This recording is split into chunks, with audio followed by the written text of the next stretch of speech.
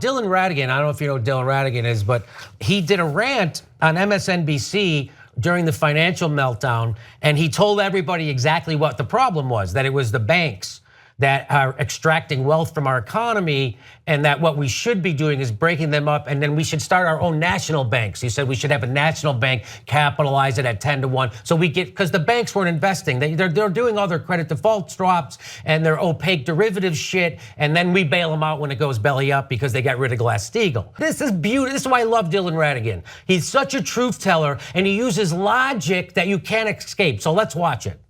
The most obvious reason that Donald Trump fired the FBI director is because he was afraid that the FBI director is investigating something about him that he didn't want him to find out. There's a basic principle of life, and it certainly applies to politicians and politics, and not just Donald Trump. That is that the most obvious explanation, more often than not, is the explanation. I think they call it Occam's razor.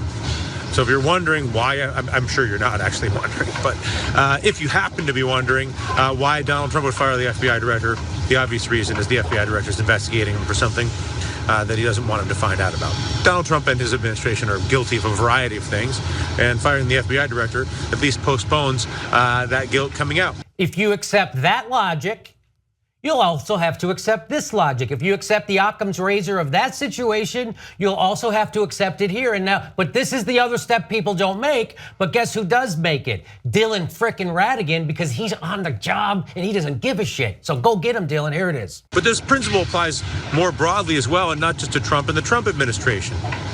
Why would Hillary Clinton keep a private server and have a foundation that makes all this money and then not want to disclose it? Well, maybe it's because she was taking money through the foundation in exchange for creating political benefits to those who gave that money in foreign countries. Weapons deals in the leg. Again, Occam's razor. Why would Barack Obama choose to ignore the financial crisis completely and instead try to do a healthcare reform that, instead of actually solving the problem, instead creates a mandate to force everybody to purchase health insurance through a unreformed private health insurance monopoly?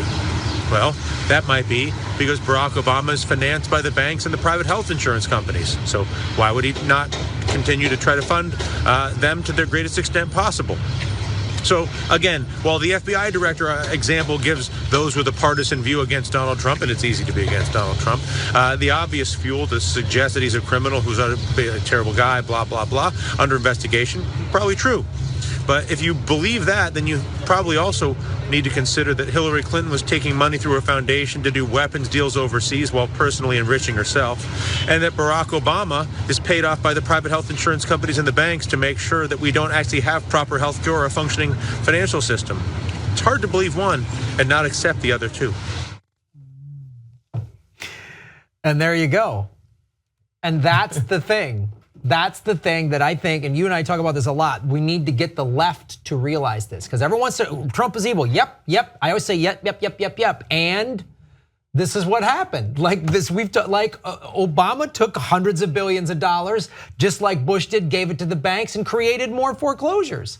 You know, if you're going to find Occam's razor, then a guy that's probably worked for the DNC that gave Wikileaks, to tie this to the other story, it makes sense that his murder was, and let me say you are correct 100%. And let me say one more thing.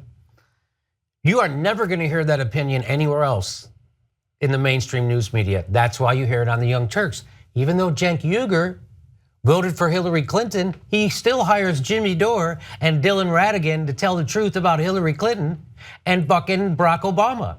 So it's, again, not a monolith at the Young Turks, right? And nobody's ever told me not to say anything. Nobody's ever told me. So God bless Dylan Ratigan. That's why people subscribe to the Young Turks, because that's the kind of stuff you're only going to get here at the Young Turks. And that's why Dylan Ratigan can't work for MSNBC anymore, because he's not a clown. Because Dylan Ratigan is not going to fucking do a circus act like those guys over there. Dylan Ratigan tells you the truth. And that's why he's at the Young Turks telling the truth. God bless, I love that guy.